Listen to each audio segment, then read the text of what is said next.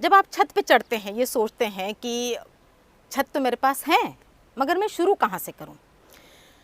हो सकता है आप में से कईयों के पास छत पर बाग भी बनी हुई हो, मगर थोड़ा सा मेरा एक प्रयत्न रहेगा कि जो आपकी बगिया बनी हुई है उसको भी आप कम से कम मेंटेनेंस में और आपके पूरे घर के स्ट्रक्चर को कम से कम खतरे में आप कितनी अच्छी तरह से उसको एंजॉय कर सकते हैं। जब हम छत कहते हैं तो मुझे लगता है कि उसके 6 फैक्टर्स आपको ध्यान में रखने ज़रूरी है। सबसे पहला फैक्टर है छत का स्ट्रक्चर। छत या बालकनी या आपका विंडो सिल या आपका टेरेस, उसका स्ट्रक्चर। स्ट्रक्चर माने क्या? स्ट्रक्चर माने कई मकान होते हैं जो बीम्स और कॉलम्स के ऊपर बने हुए होते हैं। कई मकान होते हैं जो नीचे फाउंडेशन डला जाता है और उसके ऊपर दीवारों को खड़ा करके उसके ऊपर छत डली जाती है। कई बालकनीज होती है जो बहुत अच्छे से सपोर्टेड होती है। कई टेरेसेस होते हैं बहुत अच्छे से सपोर्टेड होती हैं। कई बालकनीज होती हैं जो कैंटिलीवर कहलाती है। कैंटिलीवर माने जिसको पीछे तो सपोर्ट है मगर वो आगे हवा में आपको लटकती हुई दिखाई देगी। कई जगह पे आपकी खिड़की के बाहर में छोटी सी जगह होती है, वहाँ पर भी आप बागवानी कर सकते हैं। इन सब की क्षमता, वो कितना वज़न ले सकती है, वो जो क्षमता होती है उसको छत की स्ट्रेंथ और स्ट्रक्चर कहा जाता है। अब मेरा ये जो छत है ये बीम्स और कॉलम का बना हुआ है। आप देख रहे होंगे ये पीछे है मेरे घर की एक पैरापेट वॉल है और इस पैरापेट वॉल के नीचे एक बीम जा रहा है और उसके कॉर्नर्स पे कॉलम है। वो मेरी पूरी छत को बहुत अच्छे से सपोर्ट करता है। अब जिनके घर ये बीम्स और कॉलम्स के नहीं हैं, जो सिर्फ फाउंडेशन और दीवारों के ऊपर बने हुए हैं, वो देखेंगे कि एक मेड़ या जिसको पैरापेट वॉल कहते हैं वो हर एक के घर में होती है, वो चाहे बालकनी हो या चाहे छत हो। आपके पास अगर ऐसी कोई पैरापेट वॉल है जैसे मेरे पास पीछे लगी हुई है, ये पैरापेट वॉल अगर आपको उसके ऊपर कोई गमला रखना है तो तीसरा फैक्टर आपको देखना है सेफ्टी। सेफ्टी किसकी? सेफ्टी आपके छत की, आपके लगाए हुए गमले की, आपके छत के नीचे जो लोग हैं, आप ही का परिवार हो या हो सकता है दूसरा परिवार आपके बालकनी के नीचे रहता हो, इनकी भी सेफ्टी। जो गमला पौधा आपने लगाया है उनकी भी सेफ्टी। उसके बगैर बगिया का मज़ा नहीं है।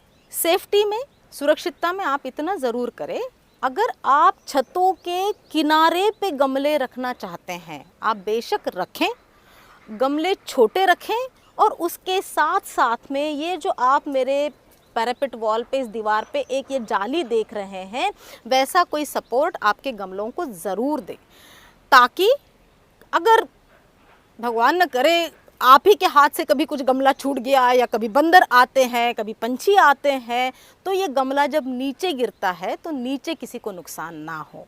उसके अलावा भी आपका गमला भी ना टूटे, आपका जो इतना अच्छा एस्टेब्लिश्ड पौधा है वो पौधा भी आपका ख़राब ना हो। और एक ज़रूर करें, जब भी आप पैरापेट वॉल पे ये गमले रखते हैं तो छोटे गमले रखें, बहुत बड़े गमले ना रखें। और जो उसको सपोर्ट दे रहे हैं सेफ्टी के लिए, जो आप उसको जाली या कोई भी नेट कुछ भी लगा रहे हैं गमला नीचे ना गिरने के लिए, उसकी स्ट्रेंथ अच्छी हो और वो गमले को अच्छे से होल्ड कर पा रहा हो। ये हो गया तीसरा फैक्टर। चौथा फैक्टर है आपके छत को एक्सेस। छत पर बागबानी में हरदम एक्सेस बहुत इम्पॉर्टेंट फैक्टर माना जाता है कि आप आसानी से वहाँ पर चढ़ उतर सको। मिट्टी, गमला, जो भी आपको चाहिए, आपके पौधे, अगर आप कोई बड़ा पेड़ लगाना चाह रहे हो तो बड़ा पेड़ वो अच्छे से आप ट्रांसपोर्ट कर सको। ऊपर से जो भी आपके कटिंग्स वगैरह निकलती हैं उसको आप अच्छे से नीचे ट्रांसपोर्ट कर सको। जब आप बागबानी करते हैं तो छत की जो ढलान होती है वो बहुत इम्पॉर्टेंट बन जाती है। पूरे पेड़ों में आप पानी डालेंगे, पानी के साथ थोड़ी बहुत मिट्टी बहती रहेंगी, वो अगर एक जगह इकट्ठी होती रहेगी तो वो आपके छत को भी नुकसान कर सकती है और आपके गार्डन को भी नुकसान कर सकती है। इसलिए पांचवा फैक्टर है कि आपके छत को अच्छी ढलान हो और ड्रेनेज बिल्कुल फ्री ड्रेनेज हो। आप ये देखें कि जहाँ पर आपके छत का ड्रेन होल है वहाँ के आसपास आप कोई भी बहुत ज़्यादा गमले या बहुत ज़्यादा सामान ना रखें। इसके बाद छठा फैक्टर है आपके छत की वाटर प्रूफिंग। अगर आपको आपके पूरे छत को या टेरेस को या बालकनी को एक लैंडस्केप के तरीके में डिज़ाइन करना है और आप चाहते हो कि पूरा एक लैंडस्केप आपका रूफ हो, तो आपको 6 लेयर की वाटरप्रूफिंग कराना बहुत ज़रूरी है। अगर आपको ऐसी क्यारियाँ बनानी हैं, जैसी क्यारियाँ मैंने अपने छत पर बना रखी है, तो मैंने क्या किया है, इन क्यारियों के अंदर 4 लेयर की वाटरप्रूफिंग करी है। सो मेरी जो छत है, छत पर से जहाँ पर मैं खड़ी हूँ वहाँ पर सिर्फ केमिकल वाटरप्रूफिंग हुई है, जो 2-3 साल में एक बार मैं उसका लेयरिंग करा लेती हूँ, जो बहुत ज़्यादा थिक नहीं होती। सो ये हो गए आपके छत के 6 फैक्टर। अब वो चाहे आपकी छत हो, चाहे आपका टेरेस हो, बालकनी हो, विंडो सिल हो, आप ये 6 फैक्टर ज़रूर याद रखेंगे। Structure, strength, access, safety, drainage और वाटरप्रूफिंग। ये फैक्टर्स ध्यान में रख के अगर आप करेंगे तो आपकी छत के ऊपर की बागबानी लंबे समय तक चलेगी, काफ़ी कम मेंटेनेंस के साथ में चलेगी और हैसल फ्री चलेगी, जिसको आप एंजॉय कर सकते। स्ट्रक्चर में जो गमलों को आपकी अरेंजमेंट करनी है, जहाँ पर आपका बीम जा रहा हो, सबसे सेफ जगह वो होती है जो आपकी लोड बियरिंग वॉल जिसको कहते हैं या जिसको बीम कहते हैं, जो पूरे स्ट्रक्चर को, आपके छत के स्ट्रक्चर को सपोर्ट करता हो, वो जो एज का स्ट्रक्चर होता है, अब वो चाहे नीचे दीवारें हो या चाहे नीचे बीम और कॉलम हो, वो सबसे सेफ होता है। इसलिए अगर आप यहाँ पर मेरी छत पर देख रहे हैं, तो जहाँ पर मैंने ये परमानेंट क्यारियाँ बना के रखी हुई है, वो बिल्कुल मेरे बिल्डिंग के बीम के साथ साथ में है, और इसकी वजह से इसका जो मिट्टी का लोड है ये डिस्ट्रीब्यूट होके अधिकतर बीम पर जाता है और बाकी फिर छत पर आता है।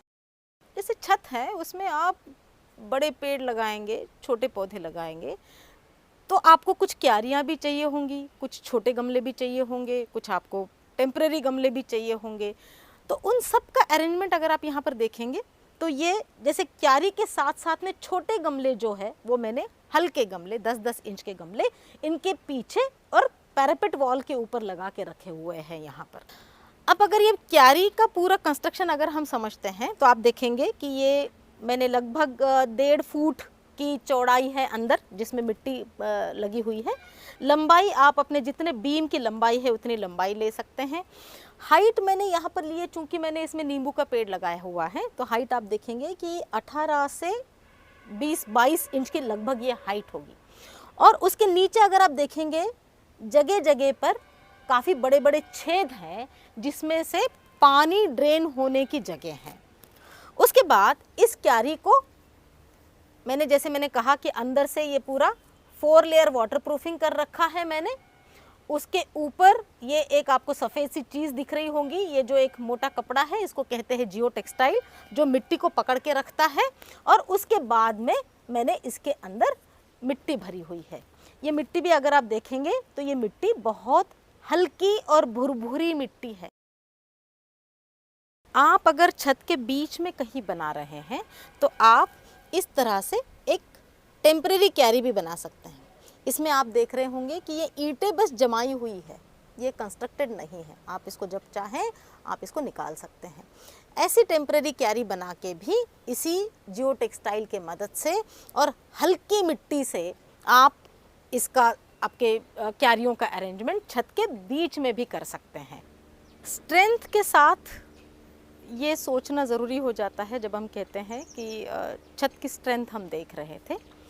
वज़न, छत के ऊपर आप कितना वज़न रख रहे हैं, मेनली जो वज़न हो जाता है वो होता है गमलों का, क्यारियों का और पेड़ों का। तो इस वज़न को हम मिनिमाइज़ करने के लिए भी बहुत अलग अलग तरीके से हम अपने गार्डन को डिज़ाइन कर सकते हैं छत के स्ट्रेंथ के मुताबिक। एक सबसे आसान और बिल्कुल जिसको एक अर्बन गार्डनिंग का बिल्कुल नया आविष्कार कहा जा सकता है, वो है ग्रो बैग्स। ग्रो बैग्स हल्की होती हैं, उनका अपना वज़न नहीं होता, उनका लाइफ काफ़ी लंबा होता है और उसमें सिर्फ जो वज़न होता है वो सिर्फ मिट्टी का वज़न होता है। उसमें आप बहुत अच्छे से पौधे लगा सकते हैं और वो 1-2 साल तक बहुत अच्छे से चल जाते हैं। एक केयर आपको ग्रो बैग लगाने में लेनी पड़ती है, वो कि ग्रो बैग आप कभी भी डायरेक्टली छत के सरफेस के ऊपर ना रखें। आप उनको छत से थोड़ा एलिवेटेड रखें, चाहे ईंटों पे रख दें या चाहे कोई स्टैंड बना के रख दें।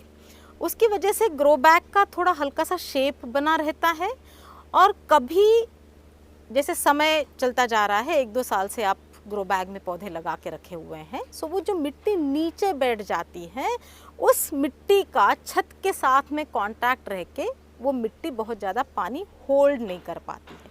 इसलिए जब भी ग्रो बैग्स लगाएं तो आप उसको छत से सरफेस से थोड़ा एलिवेटेड लगाएं। ये भी आप ज़रूर ध्यान रखिएगा कि जब हम प्रकृति को हमारे पास में हमारे छत के ऊपर ला रहे हैं तो उस प्रकृति का आनंद भी आपको लेते बनना चाहिए। उसके लिए क्या चाहिए, आप उस प्रकृति के साथ में रहें। तो आप जब भी आपका गार्डन पूरा डिज़ाइन कर रहे हैं तो आप वहाँ पर स्पेस ज़रूर दें, एन्जॉयबल स्पेस जहाँ पर आप बैठ सकें, आनंद ले सकें, वर्किंग स्पेस जहाँ पर आप काम कर सकें, एक स्टोरेज स्पेस जहाँ पे आप खाद रखोगे, गमले रखोगे। जब आप सीज़न चेंज होता है तो आप कुछ खाली गमले अंदर रख दोगे, कोई बड़े गमले बाहर ले आओगे, तो ये सारी स्टोरेज स्पेस भी जब भी डिज़ाइन करें स्पेस का आप ज़रूर ध्यान रखें। जैसे हमने छत के सारे फीचर्स देख लिए, तो अब हम बागबानी की तरफ मुड़ते हैं। बागबानी के भी कई कंपोनेंट्स आपको देखने पड़ते हैं। सबसे पहले तो कोई भी चीज़ अगर आप कर रहे हैं तो प्लानिंग, एग्जीक्यूशन और मेंटेनेंस। आपको छत पर बागबानी में भी इन 3 चीज़ों का ध्यान रखना पड़ता है। सबसे पहले हम आते हैं प्लानिंग में।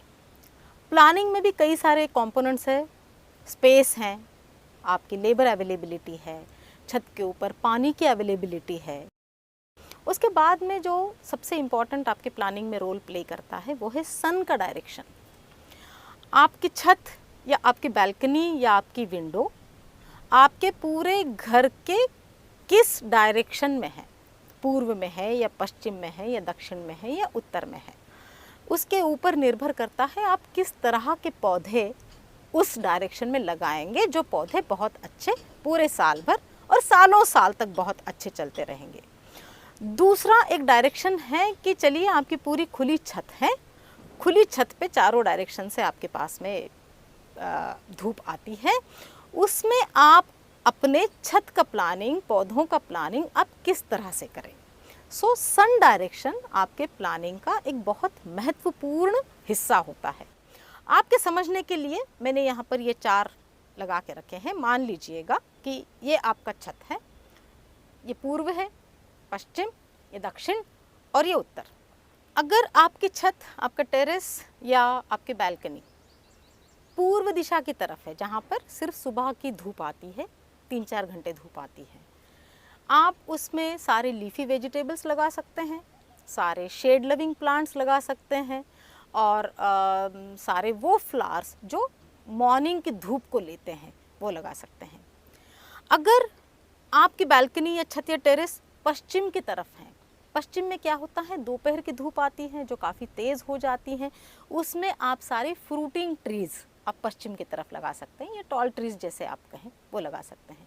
अगर आपके घर की टेरेस, छत या बालकनी जहाँ पे आप बागबानी करना चाहते हैं वो अगर दक्षिण को फेसिंग है तो आप उसमें सारे किस्म की सब्जियाँ, फूल और फल उगा सकते हैं। अगर आपका टेरेस या जो भी स्पेस अवेलेबल है बागबानी के लिए वो अगर उत्तर दिशा की तरफ है तो उत्तर दिशा की तरफ आप बहुत अच्छे से सब्जियां, फल नहीं कर सकते हैं, मगर जो टॉल ग्रोइंग प्लांट्स हैं, जैसे आप देखिए उत्तरायण होता है गर्मियों के दिनों में, सो गर्मियों की जो क्लाइंबर्स हैं, लौकी है, तोरी है, करेला है, ये सारी क्या है, ज़मीन से टॉल चढ़ती है, वो सारी आप उत्तर में लगा सकते हैं। प्लस आपकी जितनी टॉल ट्रीज़ हैं जो ऊपर छू के सूरज को ले सकती है या नीचे भी छाया कर सकती है, वो भी सारे आप उत्तर दिशा की तरफ कर सकते हैं। माने इसका अर्थ ये हुआ कि आपकी टेरेस या बालकनी किसी भी डायरेक्शन में हो, आप उसमें बागबानी पूरे थ्रू आउट द ईयर कर सकती है। आपको सिर्फ उसमें पौधों का चयन ठीक से करना होगा कि आप कौन से पौधे आपके या आपका घर है और उसके चारों दिशाओं में ओपन स्पेस है जहाँ पे आप बागबानी करना चाहते हैं, तो आप इस तरह से पूरब, पश्चिम, दक्षिण, उत्तर, अगर इनको सूट करने वाले, ये क्या दिशाओं का महत्व क्या है? सिर्फ सन डायरेक्शन, आपके यहाँ पर सूरज की रोशनी किस समय और कितनी आ रही है, उसके ऊपर आप अपने पौधों का चयन करें। सूरज की रोशनी का डायरेक्शन आपके छत के या आपके बाग के फायदे के लिए आप बहुत अच्छे से यूज़ कर सकते हैं। एक सिंपल सी चीज़ आपको करनी है, जैसे मैंने यहाँ पर दिखाया है, ये दक्षिण दिशा है और ये उत्तर दिशा है। आप अगर अपने प्लानिंग करते समय अगर इस तरह से आप प्लानिंग करें कि दक्षिण की तरफ सारे छोटे हाइट वाले पौधे, उसके बाद थोड़े से बड़े, उसके बाद थोड़े से बड़े, और उसके बाद में जैसे जैसे आप उत्तर की तरफ जा रहे हैं तो पौधों की हाइट जो है वो बढ़ती हुई दिखाई दे रही है। इससे क्या होगा? खास करके जाड़ों के मौसम में जब आपको बहुत कम समय तक दिन की रोशनी होती है, उस समय हर पौधा मैक्सिमम सूरज की रोशनी को ले सकता है और हर पौधा बहुत अच्छे से खिल सकता है। अगर आप इस अरेंजमेंट को देखें तो ये पूर्व पश्चिम अरेंजमेंट है। सारे आपके पौधे जो लग रहे हैं ये पूर्व पश्चिम डायरेक्शन में लग रहे हैं और वो उत्तर दक्षिण में टेपर करते हुए लग रहे हैं। सबसे ऊपर जो पौधा है, सबसे लंबा जो पौधा है वो उत्तर की तरफ है और सबसे छोटा जो पौधा है वो दक्षिण की तरफ है। ऐसा क्यों? ताकि एक पौधे की छाया दूसरे पौधे पर ना गिरे और जितने भी कम समय तक आपके पास सूरज की रोशनी अवेलेबल है वो सूरज की रोशनी हर पौधे को बराबर मिलती रहे, उसी समय में हर पौधा उसको एब्जॉर्ब करके और अपना फोटोसिंथेसिस करता रहे।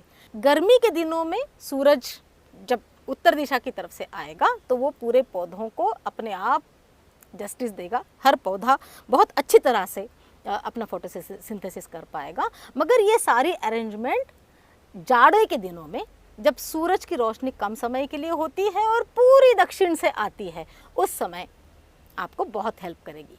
हमारी हरदम कोशिश होती है कि हम सूरज की रोशनी को हार्वेस्ट करें।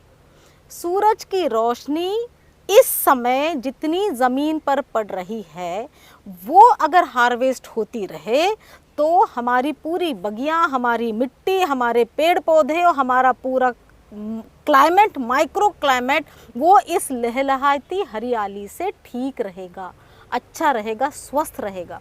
तो सूरज की रोशनी को हार्वेस्ट करने का ये प्रयास है, मैक्सिमम सूरज की रोशनी। अब अगर आप इस पूरे अरेंजमेंट में देखेंगे तो यहाँ पर कहीं भी मेरी जो छत का सीमेंटेड पोर्शन है वो सूरज को दिख नहीं रहा है। ये पूरे अरेंजमेंट में सूरज को क्या दिख रहा है? सिर्फ पौधा दिख रहा है। और ये पौधा क्या कर रहा है?